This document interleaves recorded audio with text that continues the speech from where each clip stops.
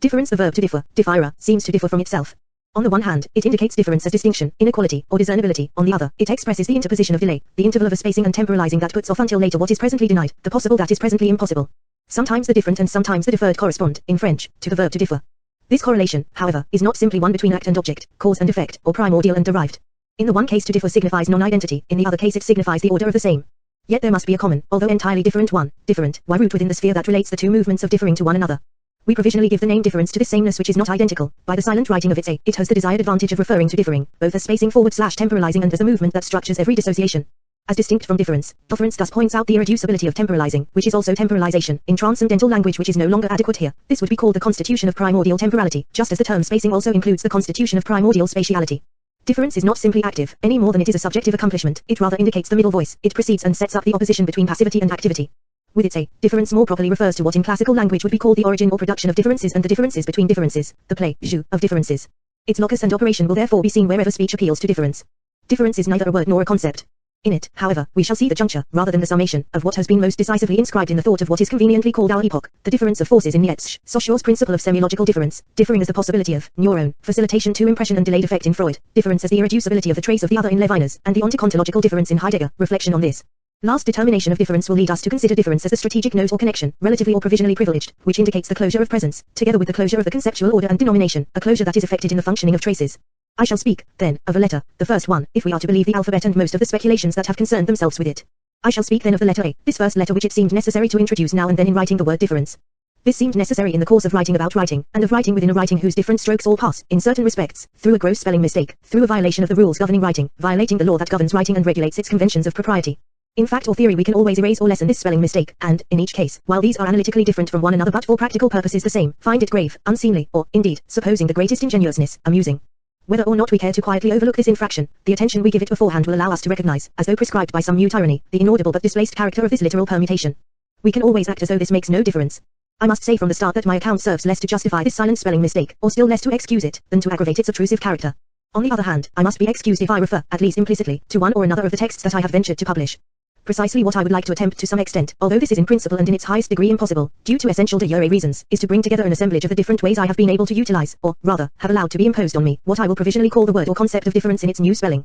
It is literally neither a word nor a concept, as we shall see. I insist on the word assemblage here for two reasons. On the one hand, it is not a matter of describing a history, of recounting the steps, text by text, context by context, each time showing which scheme has been able to impose this graphic disorder, although this could have been done as well. Rather, we are concerned with the general system of all these schemata. On the other hand, the word assemblage asterisk seems more apt for suggesting that the kind of bringing together proposed here has the structure of an interlacing, a weaving, or a web, which would allow the different threads and different lines of sense or force to separate again, as well as being ready to bind others together. In a quite preliminary way, we now recall that this particular graphic intervention was conceived in the writing up of a question about writing. It was not made simply to shock the reader or grammarian. Now, in point of fact, it happens that this graphic difference, the A instead of the E, this marked difference between two apparently vocalic notations, between vowels, remains purely graphic. It is written or read, but it is not heard. It cannot be heard, and we shall see in what respects it is also beyond the order of understanding. It is put forward by a silent mark, by a tacit monument, or, one might even say, by a pyramid, keeping in mind not only the capital form of the printed letter but also that passage from Hegel's encyclopedia where he compares the body of the sign to an Egyptian pyramid. The air of difference, therefore, is not heard, it remains silent, secret, and discreet, like a tomb. 8 It is a tomb that, provided one knows how to decipher its legend, is not far from signaling the death of the king. It is a tomb that cannot even be made to resonate. For I cannot even let you know, by my talk, now being spoken before the Societe Francharitaise de Philosophie, which difference I am talking about at the very moment I speak of it. I can only talk about this graphic difference by keeping to a very indirect speech about writing, and on the condition that I specify each time that I am referring to difference with an E or difference with an A. All of which is not going to simplify matters today, and will give us all a great deal of trouble when we want to understand one another. In any event, when I do specify which difference I mean, when I say with an E or with an CT, this will refer irreducibly to a written text, a text governing my talk, a text that I keep in front of me, that I will read, and toward which I shall have to try to lead your hands and eyes. We cannot refrain here from going by way of a written text, from ordering ourselves by the disorder that is produced therein, and this is what matters to me first of all. Doubtless this pyramidal silence of the graphic difference between the E and the A can function only within the system of phonetic writing and within a language or grammar historically tied to phonetic writing and to the whole culture which is inseparable from it. But I will say that it is just this silence that functions only within what is called phonetic writing, that points out or reminds us in a very opportune way that, contrary to an enormous prejudice, there is no phonetic writing. There is no purely and strictly phonetic writing. What is called phonetic writing can only function, in principle and de jure, and not due to some factual and technical inadequacy, by incorporating non-phonetic signs, punctuation, spacing, etc. But when we examine their structure and necessity, we will quickly see that they are ill described by the concept of signs. Saussure had only to remind us that the play of difference was the functional condition, the condition of possibility, for every sign, and it is itself silent. The difference between two phonemes, which enables them to exist and to operate, is inaudible. The inaudible opens the two present phonemes to hearing, as they present themselves. If, then, there is no purely phonetic writing, it is because there is no purely phonetic phone. The difference that brings out phonemes and lets them be heard and understood, entendre, itself remains inaudible. It will perhaps be objected that, for the same reasons, the graphic difference itself sinks into darkness, that it never constitutes the fullness of a sensible term, but draws out an invisible connection, the mark of an inapparent relation between two spectacles. That is no doubt true. Indeed, since from this point of view the difference between the E and the A marked indifference eludes vision and hearing, this happily suggests that we must here let ourselves be referred to an order that no longer refers to sensibility. But we are not referred to intelligibility either, to an ideality not fortuitously associated with the objectivity of the or in or understanding. We must be referred to an order, then, that resists philosophy's founding opposition between the sensible and the intelligible. The order that resists this opposition, that resists it because it sustains it, is designated in a movement of difference, with an A, between two differences or between two letters. This difference belongs neither to the voice nor to writing in the ordinary sense, and it takes place, like the strange space that will assemble us here for the course of an hour, between speech and writing and beyond the tranquil familiarity that binds us to one and to the other, reassuring us sometimes in the illusion that they are two separate things. Now, how am I to speak of the air of difference? It is clear that it cannot be exposed. We can expose only what, at a certain moment, can become present, manifest, what can be shown, presented as a present, a being present in its truth, the truth of a present or the presence of a present. However, if difference is, I also cross out the is, what makes the presentation of being present possible, it never presents itself as such. It is never given in the present or to anyone. Holding back and not exposing itself, it goes beyond the order of truth on this specific point and in this determined way, yet is not itself concealed, as if it were something, a mysterious being, in the occult zone of a non-knowing. Any exposition would expose it to disappearing as a disappearance. It would risk appearing, thus disappearing. Thus, the dators, phrases, and syntax that I shall often have to resort to will sometimes be practically indiscernible from those of negative theology. Already we had to note that difference is not, does not exist, and is not any sort of being present, on. And we will have to point out everything that it is not, and, consequently, that it has neither existence nor essence. It belongs to no category of being, present or absent. And yet what is thus denoted as difference is not theological, not even in the most negative order of negative theology. The latter, as we know, is always occupied with letting a superessential reality go beyond the finite categories of essence and existence, that is, of presence, and always hastens to remind us that, if we deny the predicate of existence to God, it is in order to recognize him as a superior, inconceivable, and ineffable mode of being. Here there is no question of such a move, as will be confirmed as we go along. Not only is difference irreducible to every ontological or theological, onto theological, reappropriation, but it opens up the very space in which onto theology, philosophy, produces its system and its history. It thus encompasses and irrevocably surpasses onto theology or philosophy. For the same reason, I do not know where to begin to mark out this assemblage, this graph, of difference. Precisely what is in question here is the requirement that there be a de jure commencement, an absolute point of departure, a responsibility arising from a principle. The problem of writing opens by questioning the ush. Thus what I put forth here will not be developed simply as a philosophical discourse that operates on the basis of a principle, of postulates, axioms, and definitions and that moves according to the discursive line of a rational order. In marking out difference, everything is a matter of strategy and risk. It is a question of strategy because no transcendent truth present outside the sphere of writing can theologically command the totality of this field. It is hazardous because this strategy is not simply one in the sense that we say that strategy orients the tactics according to a final aim, a telos or the theme of a domination, a mastery or an ultimate reappropriation of movement and field. In the end, it is a strategy without finality. We might call it blind tactics or empirical errance, if the value of empiricism did not itself derive all its meaning from its opposition to philosophical responsibility. If there is a certain errance in the tracing out of difference, it no longer follows the line of logico-philosophical speech or that of its integral and symmetrical opposite, logico-empirical speech. The concept of play, jeu, remains beyond this opposition. On the eve and aftermath of philosophy, it designates the unity of chance and necessity in an endless calculus. By decision and, as it were, by the rules of the game, then, turning this thought around, let us introduce ourselves to the thought of difference by way of the theme of strategy or stratagem.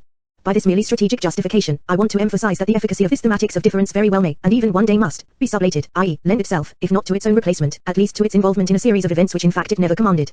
This also means that it is not a theological thematics.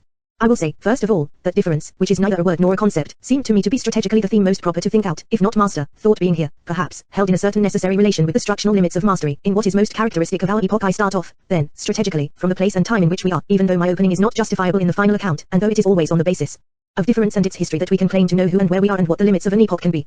Although difference is neither a word nor a concept, let us nonetheless attempt a simple and approximative semantic analysis which will bring us in view of what is at stake. En vue defendu, we do know that the verb to differ, differ, the Latin verb differe, has two seemingly quite distinct meanings. In the literal dictionary, for example, they are the subject of two separate articles. In this sense, the Latin differ is not the simple translation of the Greek diaphragm. This fact will not be without consequence for us in tying our discussion to a particular language, one that passes for being less philosophical, less primordially philosophical, than the other. For the distribution of sense in the Greek diaphragm does not carry one of the two themes of the Latin differe, namely, the action of postponing until later, of taking into account, the taking account of time and forces in an operation that implies an economic reckoning, a dator, a respite, a delay, a reserve, a representation, all the concepts that I will sum up here in a word I have never used but which could be added to this series, temporalizing. To differ in this sense is to temporalize, to resort, consciously or unconsciously, to the temporal and temporalizing mediation of a dator that suspends the accomplishment or fulfillment of desire or will or carries desire or will out in a way that annuls or tempers their effect. We shall see, later, in what respects this temporalizing is also a temporalization and spacing. Is spaces becoming temporal and times becoming spatial? Is primordial constitution of space and time, as metaphysics or transcendental phenomenology would call it in the language that is here criticized and displaced. The other sense of to differ, differ, is the most common and most identifiable, the sense of not being identical, of being other, of being discernible, etc. And in difference, whether referring to the alterity of dissimilarity or the alterity of analogy or of polemics, it is necessary that interval, distance, spacing occur among the different elements and occur actively, dynamically, and with a certain perseverance in repetition. But the word difference, with an E, could never refer to differing as temporalizing or to difference as polemos. It is this loss of sense that the word difference, with an O, will have to schematically compensate for. Difference can refer to the whole complex of its meanings at once, for it is immediately and irreducibly multivalent, something which will be important for the discourse I am trying to develop. It refers to this whole complex of meanings not only when it is supported by language or interpretive context, like any signification, but it already does so somehow of itself.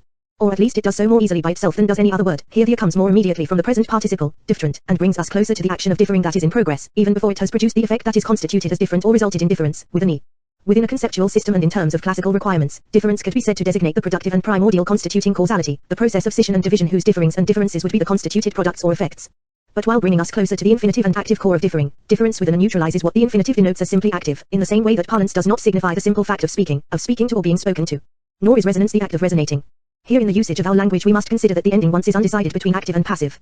And we shall see why what is designated by difference is neither simply active nor simply passive, that it announces or rather recalls something like the middle voice, that it speaks of an operation which is not an operation, which cannot be thought of either as a passion or as an action of a subject upon an object, as starting from an agent or from a patient, or on the basis of, or in view of, any of these terms.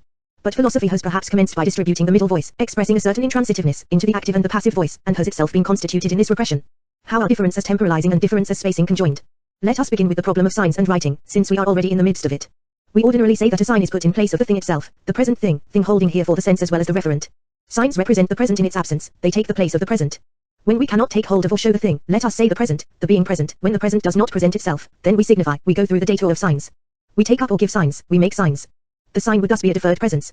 Whether it is a question of verbal or written signs, monetary signs, electoral delegates, or political representatives, the movement of signs defers the moment of encountering the thing itself, the moment at which we could lay hold of it, consume or expend it, touch it, see it, have a present intuition of it. What I am describing here is the structure of signs as classically determined, in order to define, through a commonplace characterization of its trace, signification as the difference of temporalizing. Now this classical determination presupposes that the sign, which defers presence, is conceivable only on the basis of the presence that it defers and in view of the deferred presence one intends to reappropriate. Following this classical semiology, the substitution of the sign for the thing itself is both secondary and provisional. It is second in order after an original and lost presence, a presence from which the sign would be derived. It is provisional with respect to this final and missing presence, in view of which the sign would serve as a movement of mediation. In attempting to examine these secondary and provisional aspects of the substitute, we shall no doubt catch sight of something like a primordial difference. Yet we could no longer even call it primordial or final, inasmuch as the characteristics of origin, beginning, telos, istratoni etc., have always denoted presence, ousia, parousia, etc. To question the secondary and provisional character of the sign, to oppose it to a primordial difference, would thus have the following consequences. One, difference can no longer be understood according to the concept of sign which has always been taken to mean the representation of a presence and has been constituted in a system of thought or language, determined on the basis of and in view of presence. 2. In this way we question the authority of presence or its simple symmetrical contrary, absence or lack. We thus interrogate the limit that has always constrained us, that always constrains us, we who inhabit a language and a system of thought, to form the sense of being in general as presence or absence, in the categories of being or beingness, ousia. It already appears that the kind of questioning we are thus led back to is, let us say, the Heideggerian kind, and that difference seems to lead us back to the ontocontological difference. But permit me to postpone this reference. I shall only note that between difference as temporalizing temporalization, which we can no longer conceive within the horizon of the present, and what Heidegger says about temporalization in Sein und Zeit, namely, that as the transcendental horizon of the question of being it must be freed from the traditional and metaphysical domination by the present or the now, between these two there is a close, if not exhaustive and irreducibly necessary, interconnection. But first of all, let us remain with the semiological aspects of the problem to see how difference as temporalizing is conjoined with difference as spacing. Most of the semiological or linguistic research currently dominating the field of thought, whether due to the results of its own investigations or due to its role as a generally recognized regulative model, traces its genealogy, rightly or wrongly, to Saussure as its common founder. It was Saussure who first of all set forth the arbitrariness of signs and the differential character of signs as principles of general semiology and particularly of linguistics. And, as we know, these two themes, the arbitrary and the differential, are in his view inseparable. Arbitrariness can occur only because the system of signs is constituted by the differences between the terms, and not by their fullness.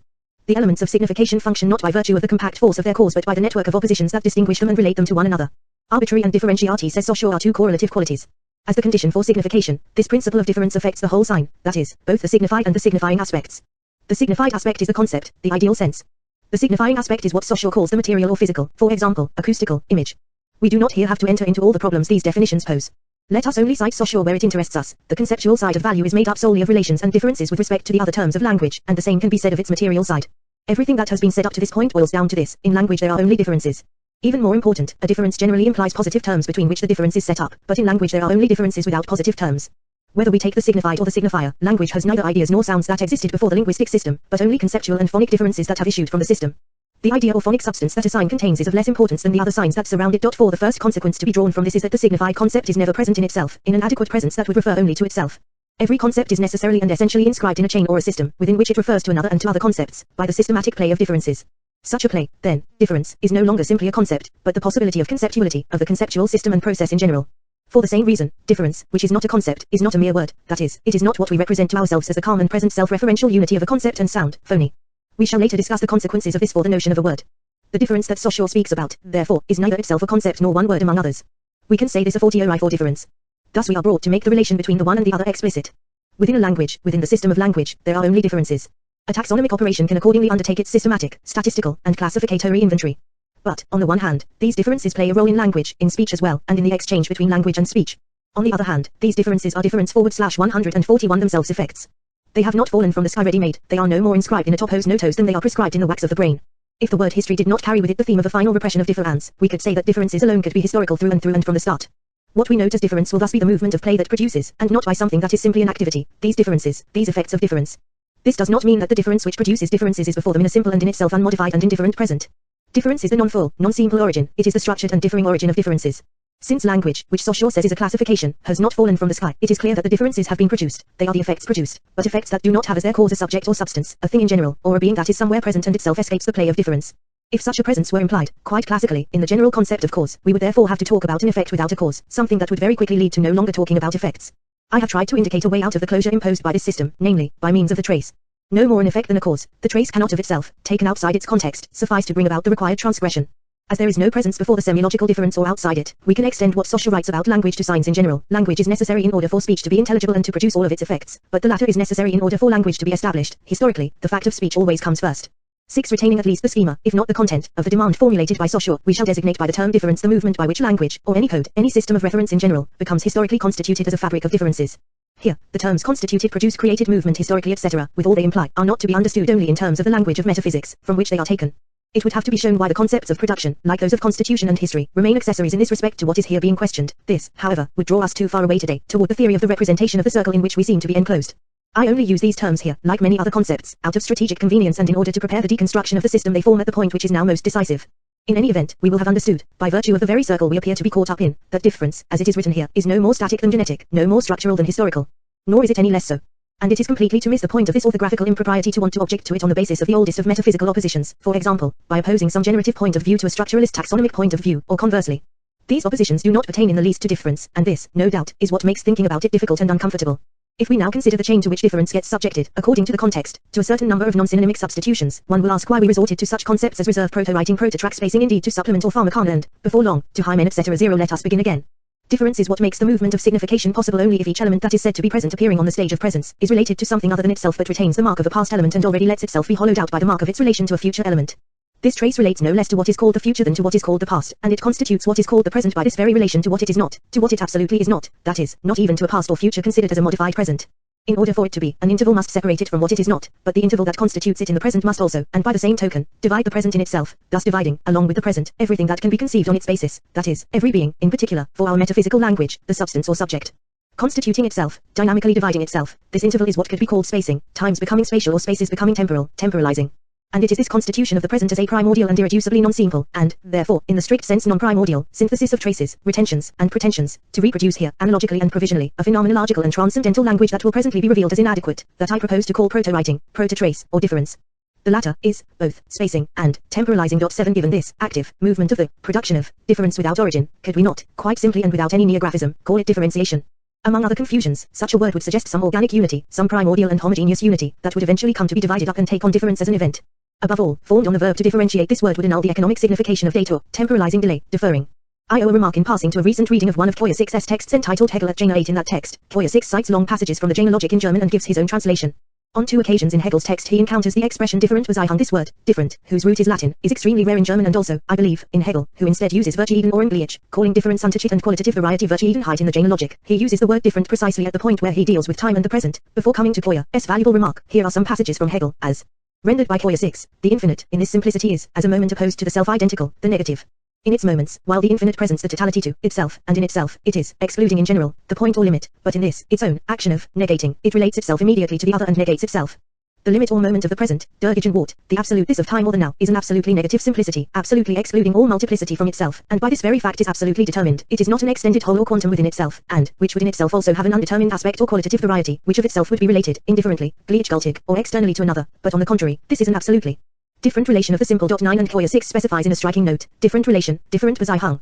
We could say, differentiating relation. And on the following page, from another text of Hegel, we can read, Dies Beziehung ist Gegenwart, als ein different Beziehung. This relation is, the present, as a different relation. There is another note by Toya 6, the term different is taken here in an active sense. Writing differing or difference, with an O, would have had the utility of making it possible to translate Hegel on precisely this point with no further qualifications, and it is a quite decisive point in his text. The translation would be, as it always should be, the transformation of one language by another. Naturally, I maintain that the word difference can be used in other ways, too, first of all, because it denotes not only the activity of primordial difference but also the temporalizing data of differing. It has, however, an even more important usage. Despite the very profound affinities that difference thus written has with Hegelian speech, as it should be read, it can, at a certain point, not exactly break with it, but rather work a sort of displacement with regard to it. A definite rupture with Hegelian language would make no sense, nor would it be at all likely, but this displacement is both infinitesimal and radical. I have tried to indicate the extent of this displacement elsewhere. It would be difficult to talk about it with any brevity at this point. Differences are thus produced, differed, by difference. But what differs, or who differs? In other words, what is difference? With this question we attain another stage and another source of the problem. What differs? Who differs? What is difference? If we answered these questions even before examining them as questions, even before going back over them and questioning their form, even what seems to be most natural and necessary about them, we would fall below the level we have now reached. For if we accepted the form of the question in its own sense and syntax, what is, who is, we would have to admit that difference is derived, supervenient, controlled, and ordered from the starting point of a being present, one capable of being something, a force, a state, or power in the world, to which we could give all kinds of names, a what, or being present as a subject, a who. In the latter case, notably, we would implicitly admit that the being present, for example, as a self-present being or consciousness, would eventually result in differing, in delaying or in diverting the fulfillment of a need or desire or in differing from itself. But in none of these cases would such a being present be constituted by this difference. Now if we once again refer to the semi-logical difference, what was it that Saussure in particular reminded us of? That language, which consists only of differences, is not a function of the speaking subject. This implies that the subject, self-identical or even conscious of self-identity, self-conscious, is inscribed in the language, that he is a function of the language. He becomes a speaking subject only by conforming his speech, even in the aforesaid creation, even in the aforesaid transgression, to the system of linguistic prescriptions taken as the system of differences, or at least to the general law of difference, by conforming to that law of language which Saussure calls language without speech. Language is necessary for the spoken word to be intelligible and so that it can produce all of its effects. 10. If, by hypothesis, we maintain the strict opposition between speech and language, then difference will be not only the play of differences within the language but the relation of speech to language, the detour by which I must also pass in order to speak, the silent token I must give, which holds just as well for linguistics in the strict sense as it does for general semiology. It dictates all the relations between usage and the formal schema, between the message and the particular code, etc. Elsewhere I have tried to suggest that this difference within language, and in the relation between speech and language, forbids the essential dissociation between speech and writing that Saussure, in keeping with tradition, wanted to draw at another level of his presentation. The use of language or the employment of any code which implies a play of forms, with no determined or invariable substratum, also presupposes a retention and pretension of differences, a spacing and temporalizing, a play of traces. This play must be a sort of inscription prior to writing, a proto-writing without a present origin, without an arch and. From this comes the systematic crossing out of the arch and the transformation of general semiology into a grammatology, the latter performing a critical work upon everything within semiology, right down to its matrical concept of signs, that retains any metaphysical presuppositions incompatible with the theme of difference. We might be tempted by an objection. To be sure, the subject becomes a speaking subject only by dealing with the system of linguistic differences, or again, he becomes a signifying subject, generally by speech or other signs, only by entering into the system of differences. In this sense, certainly, the speaking or signifying subject would not be self-present, insofar as he speaks or signifies, except for the play of linguistic or semiological difference. But can we not conceive of the presence and self-presence of the subject before speech or its signs, a subject's self-presence in a silent and intuitive consciousness? Such a question therefore supposes that prior to signs and outside them, and excluding every trace and difference, something such as consciousness is possible. It supposes, moreover, that, even before the distribution of its signs in space and in the world, consciousness can gather itself up in its own presence. What then is consciousness? What does consciousness mean? Most often in the very form of meaning, voloidia, consciousness in all its modifications is conceivable only as self-presence, a self-perception of presence. And what holds for consciousness also holds here for what is called subjective existence in general. Just as the category of subject is not and never has been conceivable without reference to presence as hypokeimenon or ousia, etc., so the subject as consciousness has never been able to be evinced otherwise than as self-presence. The privilege accorded to consciousness thus means a privilege accorded to the present, and even if the transcendental temporality of consciousness is described in depth, as Husserl described it, the power of synthesis and of the incessant gathering up of traces is always accorded to the living present. This privilege is the ether of metaphysics, the very element of our thought insofar as it is caught up in the language of metaphysics. We can only delimit such a closure today by evoking this import of presence, which Heidegger has shown to be the ontological determination of being. Therefore, in evoking this import of presence, by an examination which would have to be of a quite peculiar nature, we question the absolute privilege of this form or epoch of presence in general, that is, consciousness as meaning, voloidia, in self-presence. We thus come to posit presence, and, in particular, consciousness, the being next to itself of consciousness, no longer as the absolutely matrical form of being but as a determination and an effect. Presence is a determination and effect within a system which is no longer that of presence but that of difference. It no more allows the opposition between activity and passivity than that between cause and effect or indetermination and determination, etc. This system is of such a kind that even to designate consciousness as an effect or determination, for strategic reasons, reasons that can be more or less clearly considered and systematically ascertained, is to continue to operate according to the vocabulary of that very thing to be delimited. Before being so radically and expressly Heideggerian, this was also Nietzsche's and Freud's move, both of whom, as we know, and often in a very similar way, questioned the self-assured certitude of consciousness. And is it not remarkable that both of them did this by starting out with the theme of difference? This theme appears almost literally in their work, at the most crucial places. I shall not expand on this here. I shall only recall that for Nietzsche the important main activity is unconscious and that consciousness is the effect of forces whose essence, ways, and modalities are not peculiar to it. Now force itself is never present, it is only a play of differences and quantities. There would be no force in general without the difference between forces, and here the difference in quantity counts more than the content of quantity, more than the absolute magnitude itself. Quantity itself therefore is not separable from the difference in quantity. The difference in quantity is the essence of force, the relation of force with force. To fancy two equal forces, even if we grant them opposing directions, is an approximate and crude illusion, a statistical dream in which life is immersed, but which chemistry dispels. 11 is not the whole thought of Nietzsche's critique of philosophy as active indifference to difference, as a system of reduction or diaphoristic repression. Following the same logic itself, this does not exclude the fact that philosophy lives in and from difference, that it thereby blinds itself to the same, which is not the identical. The same is precisely difference, with an A, as the diverted and equivocal passage from one difference to another, from one term of the opposition to the other. We could thus take up all the coupled oppositions on which philosophy is constructed, and from which our language lives, not in order to see opposition vanish but to see the emergence of a necessity such that one of the terms appears as the difference of the other as differed within the systematic ordering of the same. For example, the intelligible as differing from the sensible, as sensible differed, the concept as differing intuition, life as differed matter, mind as differing life, culture as differing nature, and all the terms designating what is other than physis, tech, nomos, society, freedom, history, spirit, etc., as physis differed or physis differing, physis indifference. It is out of the unfolding of this same as difference that the sameness of difference and of repetition is presented in the eternal return. In Nietzsche, these are so many themes that can be related with the kind of symptomatology that always serves to diagnose the evasions and ruses of anything disguised in its difference. Or again, these terms can be related with the entire thematics of active interpretation, which substitutes an incessant deciphering for the disclosure of truth as a presentation of the thing itself in its presence, etc.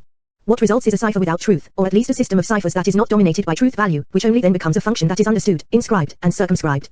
We shall therefore call difference this active, in movement, discord of the different forces and of the differences between forces which Nietzsche opposes to the entire system of metaphysical grammar, wherever that system controls culture, philosophy, and science.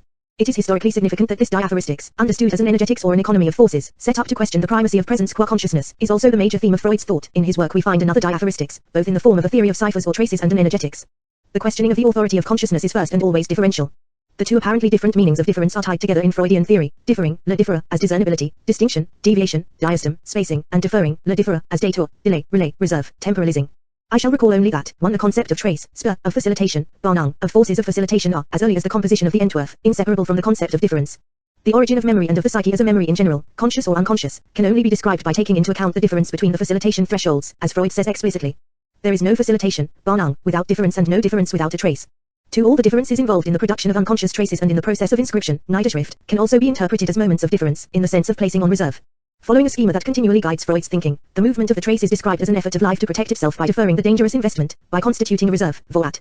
And all the conceptual oppositions that furrow Freudian thought relate each concept to the other like movements of a detour, within the economy of difference. The one is only the other deferred, the one differing from the other. The one is the other indifference, the one is the difference from the other. Every apparently rigorous and irreducible opposition, for example, that between the secondary and primary, is thus said to be, at one time or another, a theoretical fiction.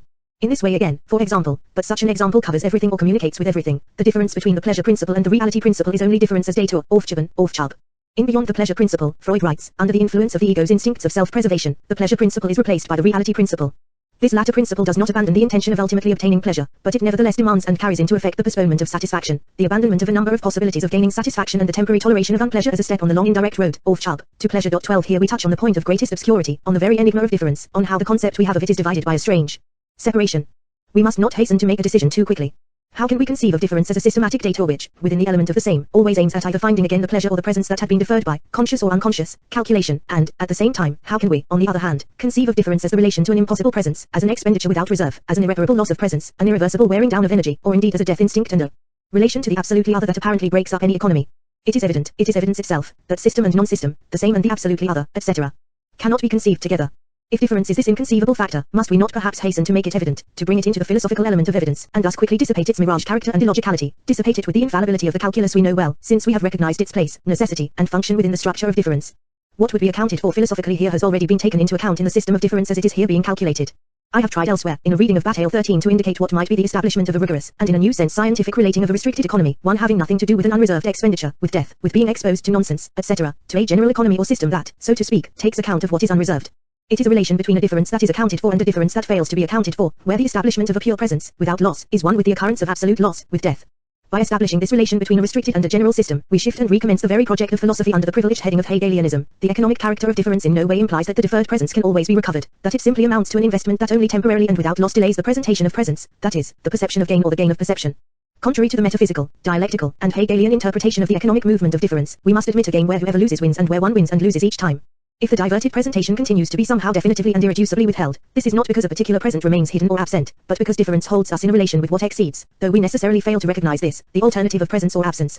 A certain alterity, Freud gives it a metaphysical name, the unconscious, is definitively taken away from every process of presentation in which we would demand for it to be shown forth in person. In this context and under this heading, the unconscious is not, as we know, a hidden, virtual, and potential self-presence. It is differed, which no doubt means that it is woven out of differences, but also that it sends out, that it delegates, representatives or proxies, but there is no chance that the mandating subject exists somewhere, that it is present or is itself, and still less chance that it will become conscious. In this sense, contrary to the terms of an old debate, strongly symptomatic of the metaphysical investments it has always assumed, the unconscious can no more be classed as a thing than as anything else, it is no more of a thing than an implicit or masked consciousness. This radical alterity, removed from every possible mode of presence, is characterized by irreducible after effects, by delayed effects. In order to describe them, in order to read the traces of the unconscious traces, there are no conscious traces. The language of presence or absence, the metaphysical speech of phenomenology, is in principle inadequate. The structure of delay, retardement, Nachtraglichkeit, that Freud talks about indeed prohibits our taking temporalization, temporalizing, to be a simple dialectical complication of the present. Rather, this is the style of transcendental phenomenology. It describes the living present as a primordial and incessant synthesis that is constantly led back upon itself, back upon its assembled and assembling self, by retentional traces and pretensional openings. With the alterity of the unconscious we have to deal not with the horizons of modified presence, past or future, but with a past that has never been nor will ever be present, whose future will never be produced or reproduced in the form of presence. The concept of trace is therefore incommensurate with that of retention, that of the becoming past of what had been present. The trace cannot be conceived, nor, therefore, can difference, on the basis of either the present or the presence of the present. A past that has never been present, with this formula Emmanuel Levinas designates, in ways that are, to be sure, not those of psychoanalysis, the trace and the enigma of absolute alterity, that is, the other /ultra. At least within these limits, and from this point of view, the thought of difference implies the whole critique of classical ontology undertaken by Levinas.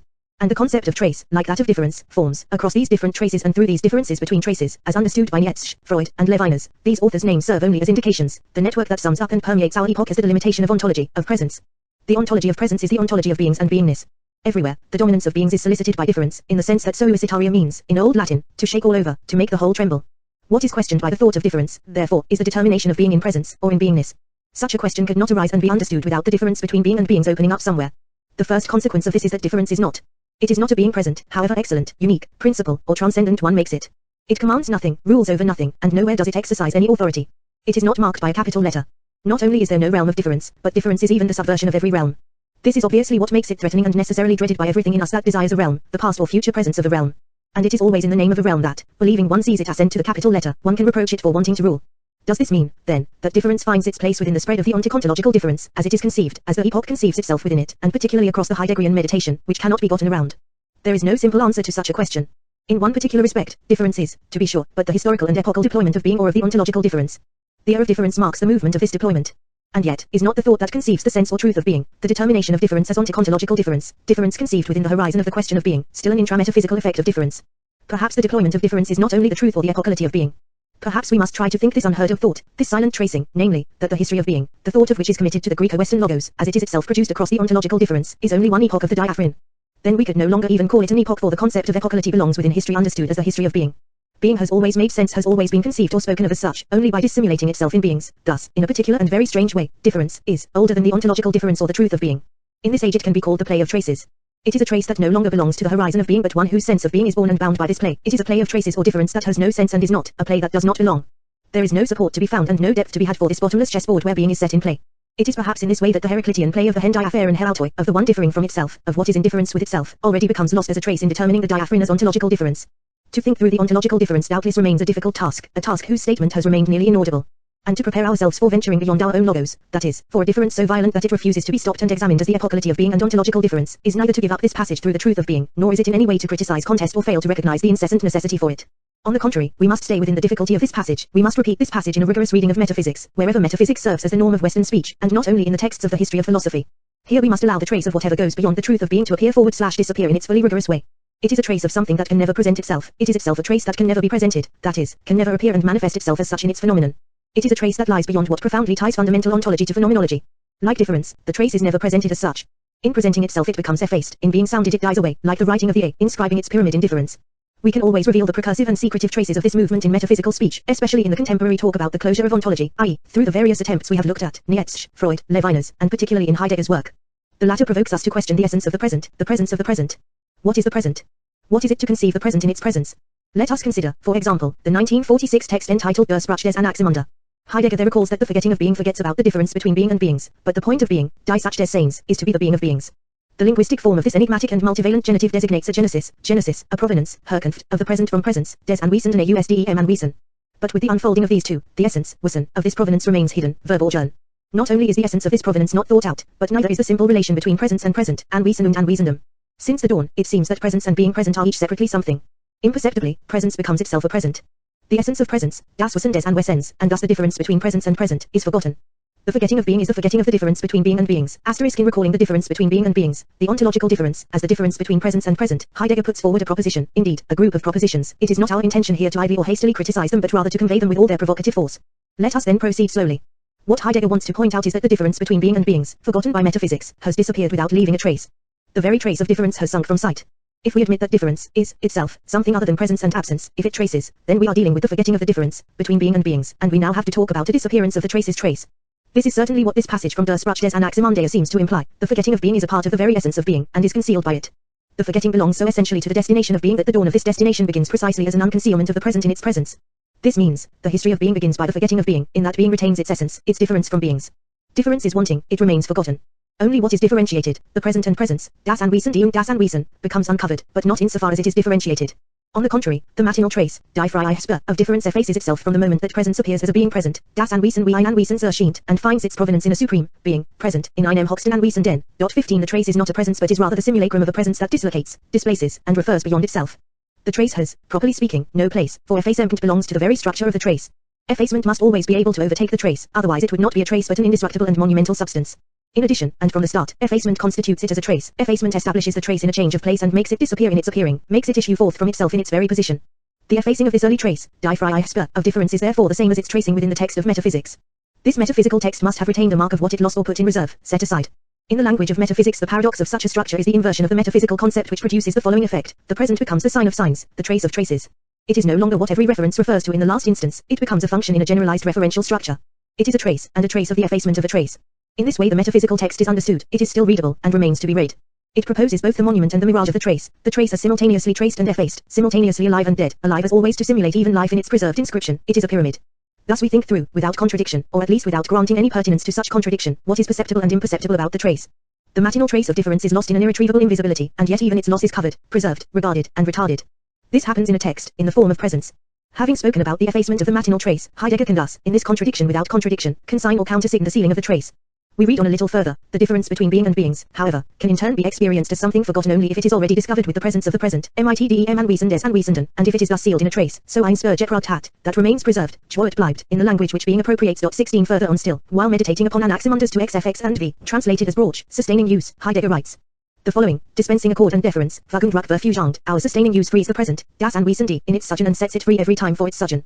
But by the same token the present is equally seen to be exposed to the constant danger of hardening in the insistence, in das Glossbeharren wird retet, out of its sojourning duration. In this way sustaining use, Brauch, remains itself and at the same time an abandonment, Orchendigung, handing over, of presence, des Anwesens, in den Fug, to discord, disjointedness. Sustaining use joins together the dis, der Brauch fegt das 17 and it is at the point where Heidegger determines sustaining use as trace that the question must be asked, can we, and how far can we, think of this trace and the dis of difference as Wesen des Seins? Doesn't the dis of difference refer us beyond the history of being, beyond our language as well, and beyond everything that can be named by it? Doesn't it call for, in the language of being, the necessarily violent transformation of this language by an entirely different language? Let us be more precise here. In order to dislodge the trace from its cover, and whoever believes that one tracks down something, one tracks down tracks, let us continue reading this passage. The translation of Rode XP***, by sustaining use, Brauch, does not derive from cogitations of an etymologico-lexical nature. The choice of the word sustaining use derives from an antecedent translation, Tversetzen, of the thought that attempts to conceive difference in the deployment of being, in Wesen des Seins, toward the historical beginning of the forgetting of being. The word sustaining use is dictated to thought in the apprehension, Erfahrung, of the forgetting of being. To /PTWV properly names a trace, Spur, of what remains to be conceived in the word sustaining use, a trace that quickly disappears, alsbald verschwindet, into the history of being, in its world historical unfolding as Western metaphysics. 18 How do we conceive of the outside of a text? How, for example, do we conceive of what stands opposed to the text of Western metaphysics?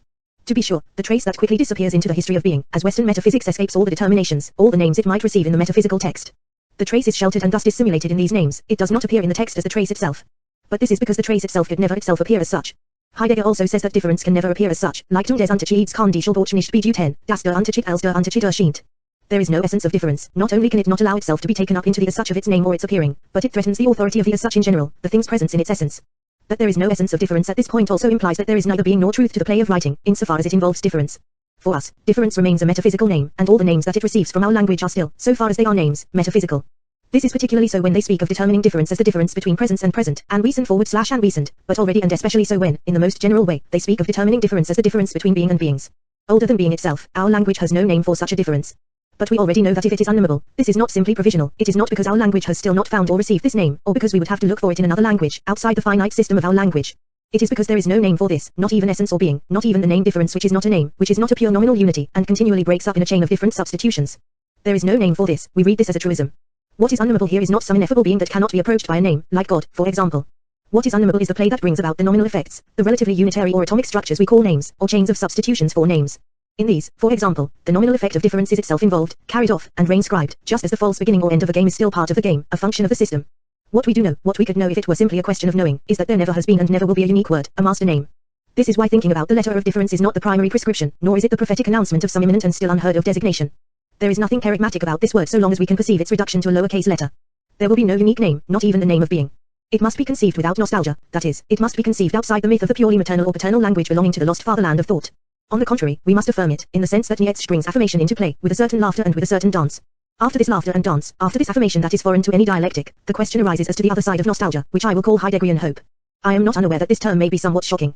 I venture it all the same, without excluding any of its implications, and shall relate it to what seems to me to be retained of metaphysics in Der Sprach des Anaximander, namely, the quest for the proper word and the unique name.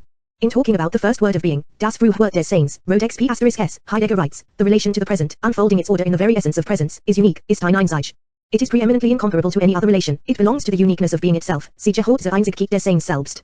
Thus, in order to name what is deployed in being, das Wesen des Seins, language will have to find a single word, the unique word, ein Einzig das Einzig Wort. There we see how hazardous is every word of thought, every thoughtful word, denkende word, that addresses itself to being, das dem Sein zugesprochen word. What is hazarded here, however, is not something impossible, because being speaks through every language, everywhere and always. 19 Such is the question, the marriage between speech and being in the unique word, in the finally proper name. Such is the question that enters into the affirmation put into play by difference. The question bears, upon, each of the words in this sentence, teaching /speaks /through every language, /everywhere and always /,